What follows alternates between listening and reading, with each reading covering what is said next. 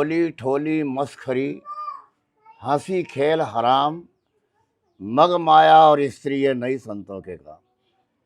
जिसके पास ये चीजें नहीं है संत वही है, दूसरा संत नहीं है दुनिया। और बहुत सारे कहते हैं विषय वासना को त्यागे बिना परमात्मा के इसमें साक्षात्कार नहीं होंगे। चाहे योगी हो, चाहे महात्मा हो, चाहे सन्यासी हो, चाहे नागा हो, चाहे बैरागी हो, चाहे उदासी हो। सूली के सेज पे फूल बिछा के बताया कृष्ण का काम है। मुक्ति देने का काम कृष्ण का नहीं है, वो गुरु का है। इसलिए मेरा को गुरु करना पड़ा राजदास।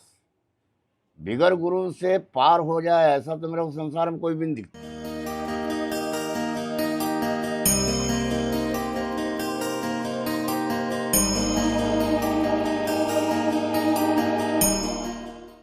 नमस्कार साथियों, आपका दोस्त, आपका भाई, आपका साथी, संतों के चरणों का दास, मैं कन्हैया शर्मा धर्म की यात्रा में आपको लगातार संतों के दर्शन करा रहा हूँ। आज मैं कोशिश कर रहा हूँ जैसे आपको गृहस्थ संत में जो गृहस्थ में उनके संत दर्शन करवा रहा हूँ। बहुत सारे उनका ना संत, बहुत सारे संत गृहस्थ में हुए थे, बहुत सारे हुए थे नहीं, ये बात कहना चाहिए आज भी है। जैसे मैं ये कहना चाहूँगा बहुत सारे संत गृहस्थ में है, इस बात को मैं साबित करने के लिए मैं कोशिश कर रहा हूँ, गृहस्थ संतों की ढूंढ तलाश कर रहा हूँ। आज जिनकी कुटिया में जिनके घर पर आया हूँ वो पूरा जीवन संत जीवन जी रहे हैं और पूरे गांव वासियों का कहना है ये संत जीवन। उनकी सत्संग भी लेंगे, उनसे ये भी जानेंगे, वो अद्भुत बात इनसे ज्ञान प्राप्त करने की कोशिश करेंगे। असलियत में परमात्मा की स्वरूप क्या है इनके नज़रों में, और क्या ये भेष ले सकते थे, संत गृहस्थ त्याग सकते थे, सभी कुछ कैंसिल करते हुए गृहस्थ में भी संत जीवन जिया है, इसके बारे में हम कोशिश करेंगे महाराज जी से अद्भुत ज्ञान की प्राप्ति करने। आपको इनके महाराज जी की कुटिया भी दिखाने की कोशिश करूँगा और यहाँ के बारे में पूरी जानकारी लेने की भी कोशिश करूँगा। साथियों, जैसे कि हम कोशिश करेंगे आपको महाराज जी के यहाँ पर कुटिया के दर्शन करवाएंगे और यहाँ पर महाराज जी अंदर गए आएंगे वापस। प्रणाम, कोई गलती हुई तो माफ़ करना। वो आपके गुरुजी है क्या? मंदिर दिखा सकते हो आपके गुरुजी कौन से? मैं थोड़ा देखना चाहता हूँ। ठीक है।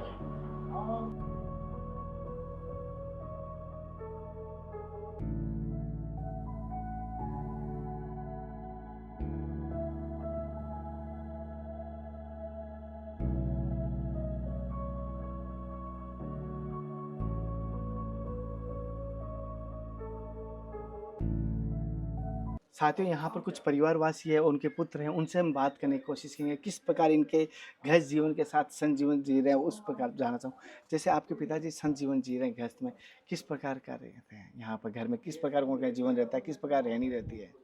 वो उनका ऐसा है कि ब्रह्म मुहूर्त में खड़े होते हैं। वो आज तक कभी जगाने की ज़रूरत नहीं हमको पड़ी है उनको, और ये मान के चलो कि 6 बजे तक उनकी पूरी क्रिया पूरी पूर्ण हो जाती है। अच्छा। और उसके बाद में अपना काम में लग जाते हैं, पूजा। आप भी उनके पुत्र हैं? हाँ। तो कैसे रहते हैं? आपको कभी डांटते भी होंगे कि मनाते भी होंगे, ऐसा कुछ होता है कभी? नहीं, कभी भी हम तो मतलब किसानी करते हैं वैसे, और हम मतलब बचपने से उनको देख रहे और संत जीवन जी रहे, और कभी हमको मतलब खेती या कहीं में वैसा उनको कोई हमको दखल भी नहीं देते। उनका मन होता है कि आज मेरे को खेत देखना है तो मेरे को मोटरसाइकिल से ले चलो, तो खेत देखने जाते हैं। और उनका जो गाने बजाने का नित्य क्रिया जो है वो कहीं से भी गाने गा बजा के आते हैं। उनका सुबह से उठना, नहाना धोना और कम से कम 2-3 घंटे पूजा पाठ करना, और खाना पीना खा के बस उनका जो ताकत है वहाँ पे आके बैठ जाते हैं, और कुछ मिलने जुलने वाले उनके आते हैं और सत्संग करते हैं।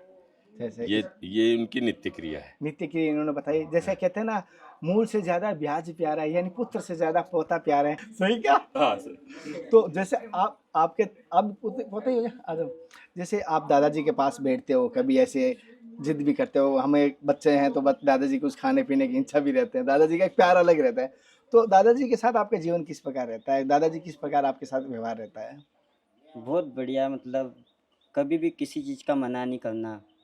फिर मतलब भगवान के बारे में बताना उनका ये कि अपने इतने शास्त्र है, हमारे गीता गोरखपुर से हमेशा शास्त्र आते हैं हर महीने, तो उनको बताते इनको पढ़ना, इससे तुम्हारे अंदर आध्यात्मिक चिंतन भी होगा।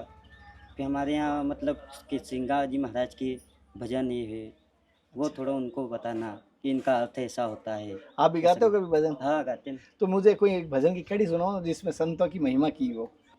आशा कब मिल प्यारा संत हो, ई मेळो दुर्लभ होवे आशा कब मिल प्यारा संत हो यो मेळो दुर्लभ होवे बहन प्रेम पियर नहीं रूझनतो आसो सासरियारो दुख अनंत हो या दुई कुळसी हुई जब अवगुणी तम जैन मिल्या भगवंत हो यो मेळो दुर्लभ होवे आशा कब मिल प्यारा संत हो यो मेळो दुर्लभ होवे बण पैल बणो सुहागण सुंदरी तजो मान महक को रंग हो बणो सुहागण सुंदरी तजो मान महक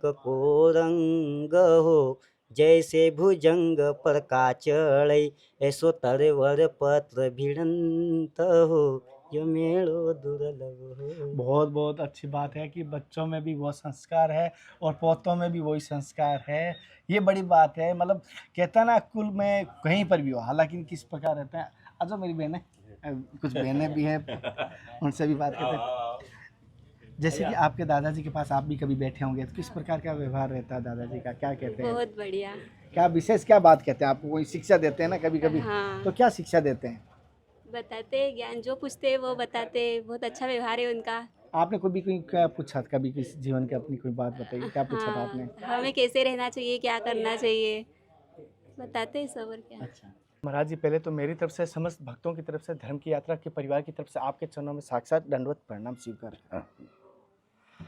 महाराज जी, जैसे कि मैं अभी धर्म की यात्रा के माध्यम से गृहस्थ में जो संत है उनके दर्शन के माध्यम से आया हूँ कि लोगों को ये भी बता सकूँ गृहस्थ में भी संत हुए थे, नहीं आज है भी। लोग कहते हैं पहले गृहस्थ में हुए संत, आज भी है, ये भी मैं इसकी कोशिश में आया हूँ। जैसे कि आपके अनुभव के अनुसार, जैसे कि संत किसे कहते हैं? आज की कई प्रकार के संत देखता हूँ कि एक तो नर्मदा के तट पर बैठे हैं, एक हिमालय के अंदरों गुफाओं में बैठे हैं चुपचाप साथ, एक मौन करके बैठे हैं, एक फलाहार करके बैठे हैं। आपकी परिभाषा में संत की परिभाषा क्या है? संत कहते हैं किसे? संत की कोई वेशभूषा नहीं रहती, पहली बात। सादे कपड़ों में भी रहता है वो, कोई ज़रूरत नहीं कि पीले हरे लाल कुछ कपड़े रंगाए, दाढ़ी रखाए, बाल बढ़ा ले, ऐसा उसका कोई वो नहीं है। अच्छा तिलक लगाए नहीं लगाए उसका कोई वो नहीं होते। अच्छा काम क्रोध विषय वासना मद लोभ अहंकार इससे जो परे है सिर्फ संत वही है, जी हाँ। दूसरा नहीं है। अब बाकी दूसरे नर्मदा किनारे बैठे हैं, बड़ी बड़ी जटाएं बढ़ाएं, चिलम पी रहे हैं, गांजे वगांजे पी रहे हैं, ये संत थोड़ी है, साधु लोग हैं ये तो सब। साधु? संत ये साधु लोग हैं सब। ये तो जितना बड़ा कुंभ भरता है ना, सब साधुओं का मेला है, वहाँ संत नहीं जाते करते। अच्छा, संत का मेला सिंगा जी का है, जय हो सिंह महाराज। दूसरी जगह का नहीं है। अच्छा, बोली ठोली मस्खरी हंसी खेल हराम, बोली ठोली मस्खरी हंसी खेल हराम, मग माया और स्त्री ये नहीं संतों के काम। जिसके पास ये चीज़ें नहीं है संत वही है, दूसरा संत नहीं है दुनिया में। अच्छा, संत की परिभाषा है, एक तो कभी झूठ बोलता नहीं, दूसरी बात किसी पे दोष रोपण करता नहीं, उस पर अगर कोई कुछ कर दे वो किसी के प्रति कुछ नहीं करता, वो नतमस्तक रहता है। जैसे पानी में का दोंगला पहचानते ना, तो जब नदी पूर आती है तो यूँ आड़ा होता है साइड में। और पूर निकल जाती है तो खड़ा हो जाता है। संत का यही स्वभाव है, दूसरा उसका कुछ नहीं। अच्छा, संत ऐसा चाहिए जैसा सूप स्वभाव, थोथा थोथा निकाल देते हैं और जो अच्छा माल का अपने तरफ ले लेते हैं। ये साधु संसार में घूमते हैं, संत भी संसार में घूमते हैं, लेकिन संतों का देखना अलग है, संतों का बोलना अलग है। संत गृहस्थी में रहते हैं लेकिन गृहस्थी से परे हैं वो लोग, संत गृहस्थी में नहीं है, रहते गृहस्थी में लेकिन वो इससे परे हैं। अच्छा, जैसे गृहस्थी में जब सिंगा बाबा संत थे, सब गृहस्थी में ही रहे, तो गृहस्थी में ही सब कुछ किया उन्होंने, संत बन गए। यह संत की रहनी है। अच्छा, ऐसा नहीं गृहस्थी छोड़ के कहीं पहाड़ पे चले जाएंगे तो वहाँ साधु बन जाएंगे जटाएं रख लेंगे तो क्या भगवान मिलेंगे? क्या मिलेंगे उससे? अरे भगवान तो खुद ही है वो, लेकिन उसको उसकी जानकारी नहीं है ना अभी। तो पहली बात तो यही है। स्वयं शिव है, स्वयं ब्रह्मा है, स्वयं राम है, स्वयं कृष्ण है। उसको उसकी जानकारी नहीं होने से ये भटक रहा है सब। कोई हरिद्वार में तो कोई गंगोत्री, कोई यमुनोत्री, कोई केदारनाथ में तो कोई कहीं भटक रहा है सब। ये भटकना है, भगवान मिलते नहीं। भगवान तो वो खुद ही है, उसको मिलेंगे कहाँ? जिसका रूप है नहीं, रेखा है नहीं, कोई हाथ है नहीं, पाँव है नहीं, उसका कुछ भी है नहीं, फिर उसको कहाँ मिलेंगे? या साधुओं को पूछो तुमको कहाँ मिल गया, जरा दिखाना कैसा है वो। जब उनको मिला ही नहीं तो बेचारे क्या बताएंगे वो? उसका कुछ है ही नहीं तो मिला किसको है बताओ ना। मैं तो चैलेंज कर देता हूँ, क्या जितने साधु बैठे हो, सवाल ये थोड़ी पैदा होता है, सवाल है ज्ञान का। वेशभूषा देख के डरना नहीं, भाई ये बड़ा आदमी है, वेशभूषा इसकी अच्छी है तो डर डर गए नहीं। अंदर देखो, अंदर क्या है इसके, है नहीं? और जैसे बहुत सारे संतों में शराब का भी डर नहीं रहना चाहिए फिर। अब मेरी बात सुनो, हम मानते हैं दशरथ जी के राम है, हाँ, मानते हैं ना, रामायण में है वो बात। हाँ, पर एक जगह रामायण में ऐसा भी लिखा है कि बिन पग चलो ही सुनहि बिनु काना, कर बिन कर्म करे विधि नाना, आनंद रहित सदा रस भोगी, बिन वाणी वक्ता बढ़ जोगी, तन बिन तरस नयन बिन देखा, गयों ग्रहण बिन बास से, अस बात अलौकिक करनी महिमा जासु जाए नहीं बन। फिर किसको राम मानते हो? ये सही है कि वो सही है? वो सगुण है, ये निर्गुण है? निर्गुण है। तो ये जो शरीर है ये सगुण है और इसको चलाने वाला निर्गुण है। निर्गुण है और रमापति राम है, और ये देह का रखा हुआ है राम, रामलाल श्यामलाल दुनिया, ये देह का नाम रखता है और पहचान है उसकी। ये तो खुद का नाम ही है, इसका कोई पहचान थोड़ी है। नाम रखने से इसके पहचान हो गई, नाम रखने से राशि मिल गई। और संत की पहचान करना तो गंगा में नहाए, चाहे नर्मदा में नहाए, चाहे वो यमुना जी में नहाए या गोदावरी में नहाए, पाँव पानी में नहीं डालेगा, उसकी ये परीक्षा है। वो किसी वेशभूषा में रहेगा, वो लोटा वाली दूर से ऐसा पानी से नहा लेगा, समझ जाना कि यह संतज है। क्योंकि वो गंगा क्या है, माँ गिनती में है, जन्म देने वाली माँ गिनती में आती है, गौ माँ की गिनती में आती है, पृथ्वी माँ की गिनती में आती है। सोने से पहले जो पृथ्वी का पाँव नहीं लगता उसके सारे कर्म अकारत हो जाते हैं। वो कुछ भी करे, दान करे, पुण्य करे, कुछ भी करे, पाँव रखने से पहले इसका पाँव पढ़ो, बिस्तर से खड़े हुए सबसे पहले इनके पाँव डालो, उसके बाद कुछ भी करो, कोई नाराजी नहीं। यह 4 जन्म देने वाली माता है, माँ गिनती में ही है। संत लोग इनसे बहुत अलग हैं, इनके व्यवहार अलग है। हम भी तो गृहस्थ में रहते हैं कि सब हमारे हैं। संत की रहनी है, बाहर से सब तुम्हारे, अंतर से त्याग। इतने सिमर के घर रहो, मन में होगा बैराग। बाहर से सब तुम्हारे हैं लेकिन अंदर से त्याग। बाहर से अपना स्त्री पुत्र परिवार जो भी है ये सब बाहर के हैं, अंदर से नहीं है। तो जैसे आपने कहा अंदर से त्याग करना चाहिए, घर में चाहे कहीं पर भी, तो अंदर से वो त्याग कैसे शुरुआत, उस मार्ग पे चलने की कोशिश भी करे कोई हम दास, तो किस प्रकार की शुरुआत करनी चाहिए कि अंदर से त्याग हो जाए, बाहर से भले ही कुछ भी हो? जैसे नाव पानी में चलती है, हाँ, अब पानी नाव के अंदर नहीं आता, ऐसे गृहस्थ में रहो लेकिन गृहस्थ के विकार इसमें मत आने देना। भाई बहू है, ये है, लड़के हैं, जो भी है, परिवार है, हाँ, तो इनके विकार इसमें नहीं आने देना, वो संत है। क्या सिंगा जी रहते हुए भी संत बने हैं, मीराबाई रहते हुए भी संत बन गई, कबीरदास जी गृहस्थ में रहते हुए भी संत बन गए। तो गृहस्थ में रह के और भजन करोगे, मनन करोगे, स्मरण करोगे, ध्यान करोगे, भजन करोगे, ये संत लोगों का काम है घर में रहने के बाद। क्योंकि 5 चीज़ें बाहर नहीं करने की है, जप तप नियम व्रत पूजा पाठ, ये बाहर की चीज़ें हैं। स्मरण भजन मनन चिंतन और भजन ये अंदर के करने की है। संत लोग अंदर करते हैं, दुनिया बाहर करती है।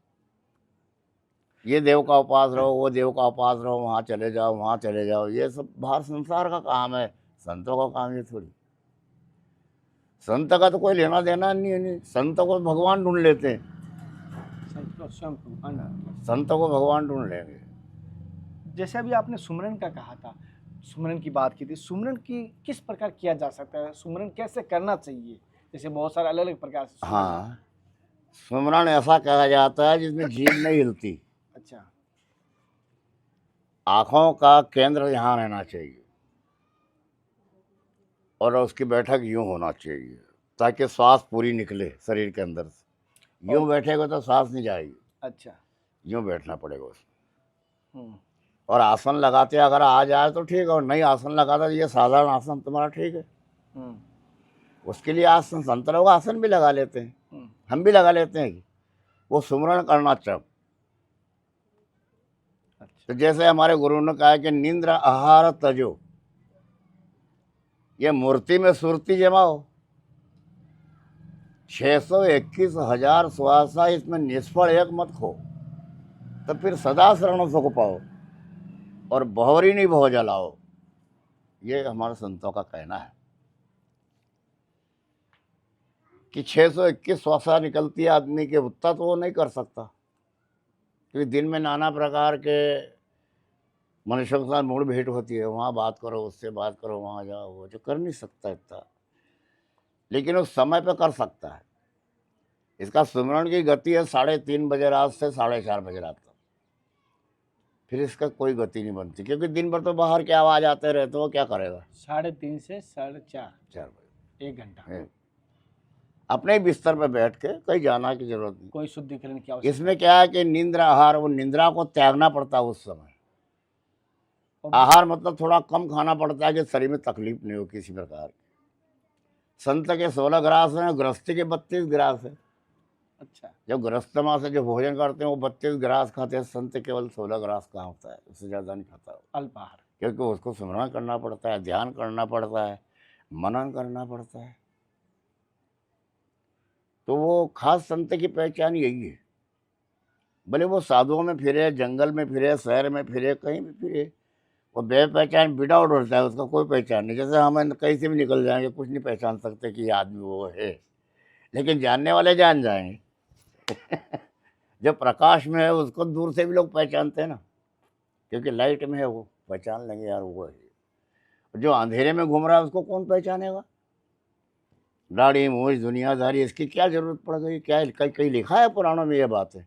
कहाँ लिखा है बताओ ना। 18 पुराण में कहीं लिखा हो तो मेरे को बताओ, मैं मानता हूँ उस बात को। कहीं तो है नहीं। महाराज जी, जैसे हम कहते हैं कि हम जीव ही ब्रह्म है और कहते हैं ब्रह्म अलग है, तो जीव ही ब्रह्म है या ब्रह्म और जीव एक है, ये अलग अलग भिन्न है? जीव से ब्रह्म अलग ही है ऐसा? हाँ।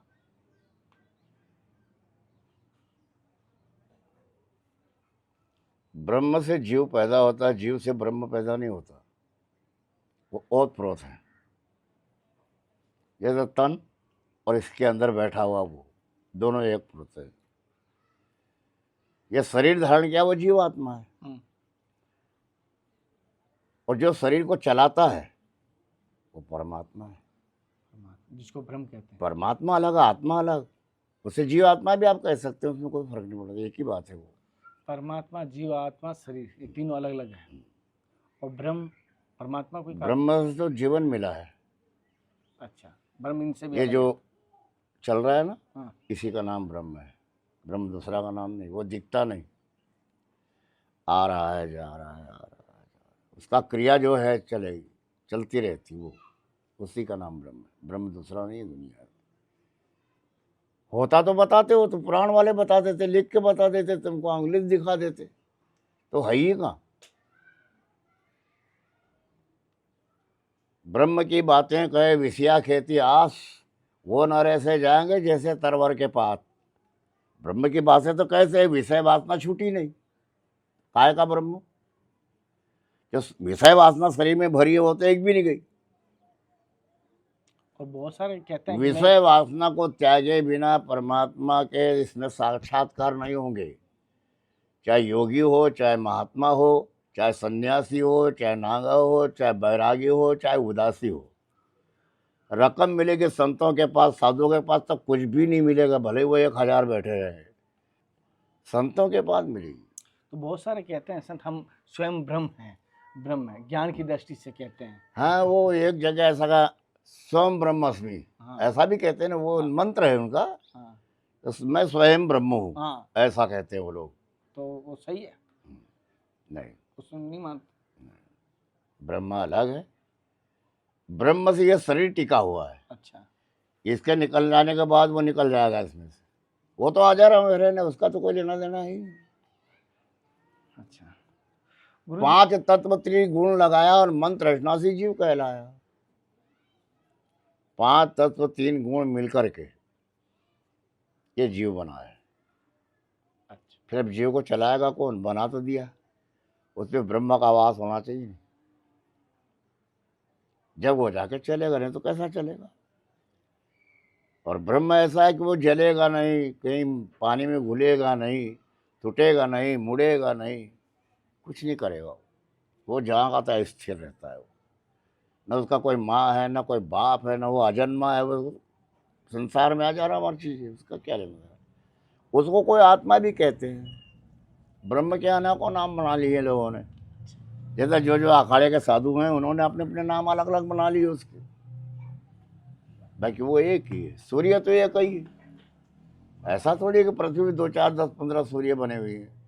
ऐसा ब्रह्म भी एक ही है। जो एक ही सूर्य का प्रकाश है, वैसे एक ही ब्रह्म सकल घट व्यापी। वो चींटी से हाथी तक और तुमसे हमारे तक एक ही है, उसमें कोई भेद नहीं। जैसे बहुत सारे धामों पे हम देखा है, जैसे हम कहीं पे देखा है, मूर्ति की बात करते हैं, क्या मूर्ति में परमात्मा का स्वरूप होता है? तो क्या उसमें परमात्मा रहते हैं मंदिर में? हाँ, मानते हैं लोग, ऐसा मानते हैं। सुदामा जैसे नामदेव जी ने पत्थर की मूर्ति में दूध पिलाया था, ये बात बिल्कुल सही है। अनेकों पत्थर की मूर्तियों में भी देखा है, ऐसा सुना है, देखा भी है। आज भी उज्जैन में भी है। हाँ, वो दारू वारू पीते हैं ना, वो हाँ, बाबा क्या नाम काल क्या? भैरव, काल भैरव। हाँ, काल भैरव बाबा। हाँ वो ऐसी ये चमत्कार मूर्तियों में है। हाँ, संत लोग इन पे ध्यान नहीं देते, साधु लोग देते, दुनिया देती है। हाँ, साधु लोग इन बातों को नहीं मानते हैं, ढोंगों को।